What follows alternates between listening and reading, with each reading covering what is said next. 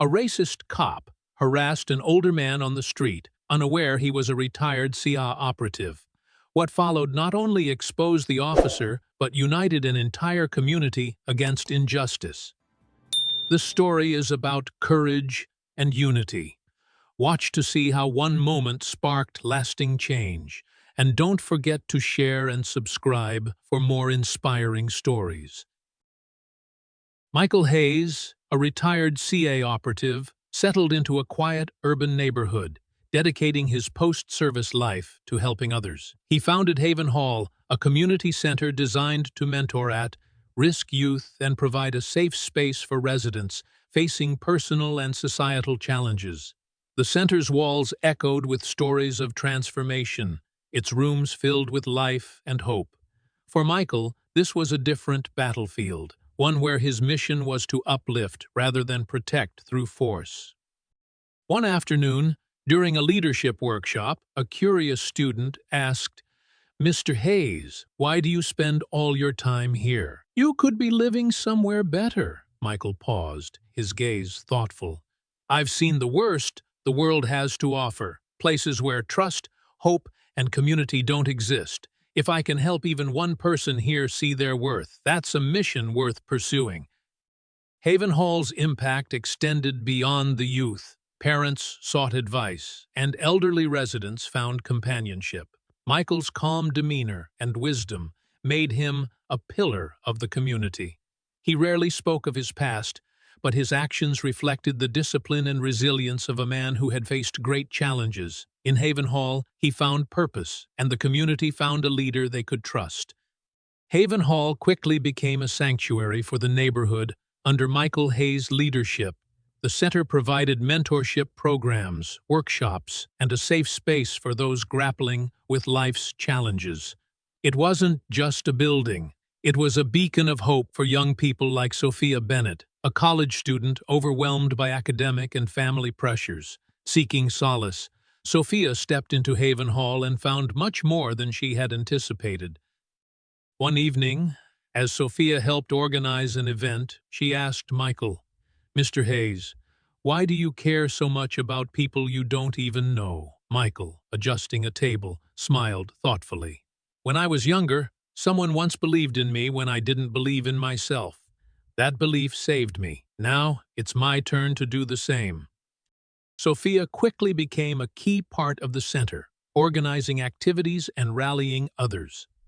Under Michael's mentorship, she discovered her strength and purpose, transforming from someone searching for answers into a leader, inspiring others. The impact of Haven Hall extended across generations. Older residents found companionship, parents sought advice, and children saw the center as a place of encouragement. Through Michael's steady guidance and Sophia's growing energy, Haven Hall became the heart of the community, fostering unity and resilience. The challenges facing Haven Hall reached a boiling point when Officer Brad Connors escalated his harassment to physical violence. Known for his prejudice and heavy-handed tactics, Connors saw the center as a threat to his perceived authority in the neighborhood. His disruptive visits, invasive inspections, and veiled threats created a tense atmosphere, but Michael Hayes met each provocation with calm resilience, refusing to let fear undermine the community's sanctuary. One fateful afternoon, Connors barged into a leadership workshop, his boots thudding against the floor. The room grew silent as he scanned the participants with a sneer. "So this is where the chaos starts," he mocked, glaring at the young attendees. Michael, standing at the front of the room, calmly replied, "Officer Connors, this is a space for learning and growth. If you're here to disrupt that, I suggest you leave." Connor's smirk widened as he stepped closer. "You think you're above me. You and this place are nothing but a waste of time." The tension in the room thickened, and before anyone could react, Connors shoved Michael hard in the chest. Michael stumbled, but maintained his composure. However, Connors, fueled by anger, took it further, delivering a sharp kick to Michael's leg, knocking him to the ground. The room erupted in shock. Sophia Bennett, standing nearby, rushed forward, her voice trembling with anger. "That's enough! "You can't do this," she shouted. Michael, however, raised a hand from the ground, signaling her to hold back. Slowly, he stood up, brushing himself off, his voice steady and unyielding. "You've made a mistake, Officer Connors. This isn't the fight you want." Connors sneered, but his confidence faltered under Michael's piercing gaze and the growing murmurs of outrage from the crowd. He stormed out, leaving behind a room filled with residents who had witnessed his abuse firsthand. Sophia turned to Michael, her fists clenched. "We have to fight back.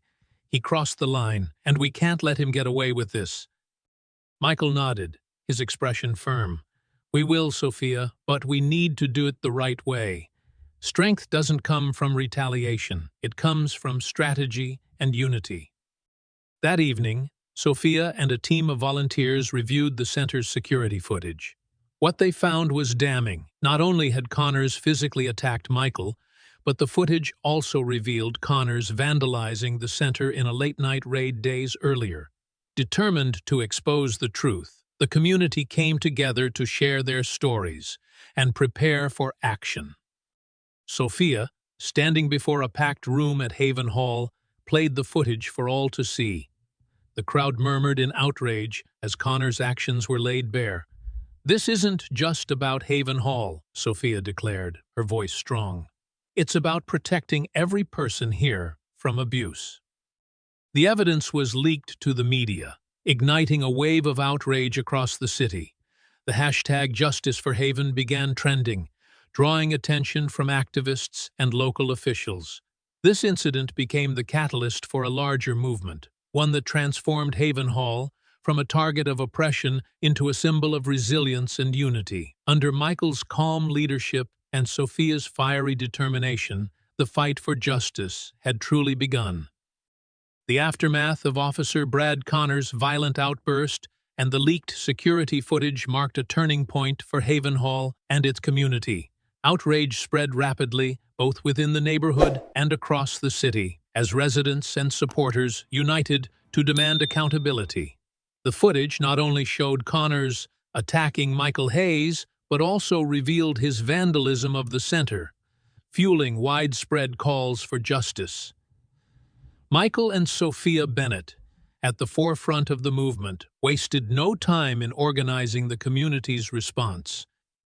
A rally was planned at the neighborhood park, aiming to amplify the community's voice and pressure local officials to take action. On the day of the rally, the park was filled with residents holding signs that read "Justice for Haven Hall" and "End Police Abuse." The air buzzed with energy as people from all walks of life came together. Michael, standing on a makeshift stage beside Sophia, addressed the crowd. "We are here today not to fight with anger," Michael began, his voice steady and resolute, "but to stand for what is right. Haven Hall is more than just a building. It's a lifeline for this community. Together, we can protect it and ensure that justice prevails." Sophia stepped forward, her passion evident in her voice. "Haven Hall represents the hope and unity we've built together. This isn't just about one officer's actions. It's about making sure no one else suffers the way we have. We must hold those in power accountable and demand the change we deserve." The crowd erupted in applause, their determination evident. However, tension escalated when Connors arrived, flanked by two fellow officers. Striding through the crowd, he stopped at the edge of the stage, his smirk as arrogant as ever. "Protesting without a permit, huh? Looks like all of you are breaking the law." The crowd murmured uneasily, but Michael stepped forward, his gaze steady. "This isn't a protest, Officer Connors. This is a community standing together. We don't need a permit to demand justice." Connors' smirk faded as he glanced at the crowd, their eyes no longer filled with fear, but with defiance. Before he could respond, Detective Emma Raines emerged from the crowd and addressed him directly. "Officer Connors, this isn't about law enforcement. This is about your abuse of power, and it's over. I've already submitted my report, along with the evidence, to the mayor's office." Connors' face turned pale as murmurs of shock and approval rippled through the crowd. Mayor Helen Moore, who had arrived moments earlier, stepped onto the stage, addressing both Connors and the residents. "I've reviewed the evidence and spoken to key witnesses. Officer Connors, you are hereby suspended, pending a full investigation." Cheers erupted as Connors was escorted out, his threats finally silenced. Turning back to the crowd, Michael addressed them with pride. "This is a victory, but it's only the beginning. Real change takes time, and we must stay united to ensure a better future." Sophia, standing beside him, added, "Together, we've shown that our voices matter. Let's keep pushing for the justice we deserve." The rally concluded with renewed determination as the community resolved to fight for systemic reform. Under Michael and Sophia's leadership, Haven Hall transformed from a symbol of oppression into a beacon of hope and unity. With Officer Brad Connors suspended and a formal investigation underway, the residents of Haven Hall's neighborhood felt a momentary relief. However, Michael Hayes reminded everyone that this was just the beginning. "Suspending Connors is one step," he told a packed room at Haven Hall, "but real change comes from reforming the system that allowed him to act with impunity." The suspension of Connors brought newfound energy to the community, and Haven Hall became the epicenter of their push for lasting reform. During a strategy meeting, Michael addressed the group, flanked by Sophia Bennett. "We need to focus on more than Connors. We need to demand changes that protect this community and others like it." Sophia added, "We've already proven that when we stand together, our voices are powerful. Now, we have to use that strength to ensure no one else goes through what we've endured."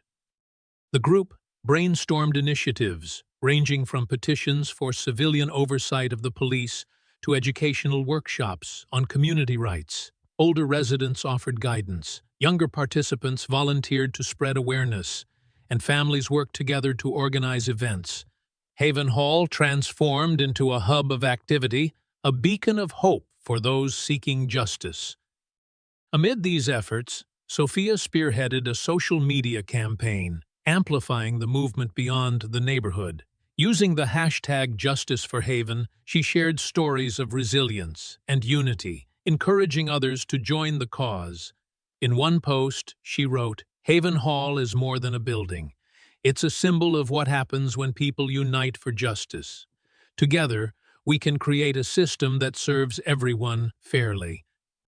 The campaign caught the attention of national organizations and media outlets. Journalists reached out for interviews, activists offered resources, and neighboring communities began organizing their own movements. Mayor Helen Moore, under increasing public scrutiny, announced a series of proposed reforms, including mandatory de-escalation training for officers, an independent review board, and increased funding for community centers. At a public forum held at Haven Hall, Mayor Moore addressed the residents. "Your resilience and determination have set an example for the entire city. These reforms are only possible because you refuse to stay silent." Michael, standing beside the mayor, spoke next. "Reforms are important, but they are only the start. Accountability must be constant, and we must remain vigilant." Sophia, with her characteristic passion, added, "This is our moment to redefine what justice looks like, not just for us, but for everyone. Let's keep the momentum going." As the weeks passed, the neighborhood continued to thrive. Parents felt safer, letting their children walk to Haven Hall. Teenagers found mentorship programs that inspired them, and older residents found purpose in contributing to the movement. The center became a symbol of what could be achieved when a community refused to back down. One evening, after a long day of organizing, Sophia sat beside Michael on the steps of Haven Hall. "Do you think we've done enough, Mr. Hayes?" she asked. Michael looked at her, his eyes filled with quiet pride. "Enough, Sophia? This is just the beginning. What we've built here isn't just change." The fight for justice continued, but the foundation had been set. Under Michael and Sophia's leadership, Haven Hall was no longer just a community center. It was a beacon of hope and a catalyst for systemic change. Months after the suspension of Officer Brad Connors, Haven Hall and its community stood as a testament to the power of resilience and unity. The neighborhood had transformed, with residents taking pride in their collective efforts to create lasting change. The reforms introduced by Mayor Helen Moore were beginning to take shape, including the establishment of a civilian oversight board and new training protocols for law enforcement. While these were significant victories, Michael Hayes and Sophia Bennett knew the work was far from over. One afternoon, Michael and Sophia sat on the steps of Haven Hall, watching children play nearby. The once tense and fearful atmosphere of the neighborhood had given way to a sense of hope. "Do you think this is it, Mr. Hayes? Have we really made a difference?" Sophia asked, her voice thoughtful. Michael looked at her, his expression calm but proud. "Sophia, change isn't a destination. It's a journey. What we've done here is lay the foundation. The real difference is in how this community continues to build on it." Sophia nodded, a determined look in her eyes. "Then we have to make sure it lasts. If we've shown anything, it's that unity can overcome anything." Their conversation was interrupted by a group of teenagers approaching, asking for advice on starting a mentorship program of their own. Michael smiled, gesturing for them to sit down. "It starts with one small step," he said. "The rest follows when you believe in what you're doing." As the neighborhood grew stronger, Haven Hall became more than a community center. It became a symbol of empowerment and a reminder that, together, people can create change that reaches far beyond their own streets. The journey wasn't over, but the legacy of Michael, Sophia, and the community had only just begun. The story of Haven Hall teaches us profound lessons about resilience, unity, and the power of collective action. In our own lives, this story reminds us that real change begins with individuals coming together to confront injustice and support one another. Whether in our neighborhoods, workplaces, or social circles, we can each play a role in fostering a sense of community and standing up against wrongdoing. One key takeaway is the importance of perseverance in the face of adversity. Michael Hayes and Sophia Bennett didn't let fear or intimidation deter them. Instead, they harnessed their strengths, leaned on their community, and worked toward a shared goal. Similarly, when faced with challenges, we should remain steadfast, focus on solutions, and seek support from those around us. Another vital lesson is the need to use our voices for positive change. By speaking up, sharing stories, and rallying together, the community at Haven Hall turned a difficult situation into an opportunity for growth and systemic reform. In our daily lives, this means not staying silent in the face of injustice and encouraging others to do the same. Ultimately, the story shows that change is possible when we act with courage, empathy, and unity. Let it inspire you to build stronger connections and make a difference wherever you are.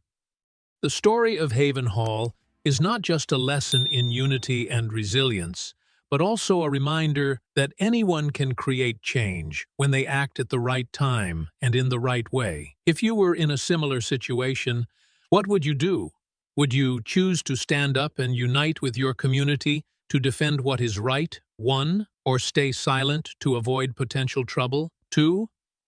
Leave a comment with number 1 or 2 below to share your perspective.